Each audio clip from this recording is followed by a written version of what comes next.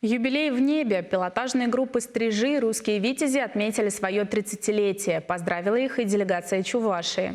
Напомню, «Русские витязи» побывали в Чебоксарах в 2001 году на праздновании Дня Республики, а «Стрижи» покоряли чебоксарское небо трижды. Впервые в 2014 в год празднования 545-летия города, затем на следующий год в 2015 и в 2019, когда столица республики отмечала 550-летний юбилей. Тогда посмотреть на любимых летчиков пришли около 30 тысяч человек. «Стрижи» исполняли в небе боевые развороты, восходящие и нисходящие спирали и другие сложные маневры. Петлю Нестерова, бочку и тюльпан. Самые зрелищные фигуры в небе летчики показали и на праздничном авиашоу в подмосковной Кубинке. «Стрижи» впервые продемонстрировали многочисленным зрителям групповой пилотаж с перестроениями на 9 самолетах МиГ-29.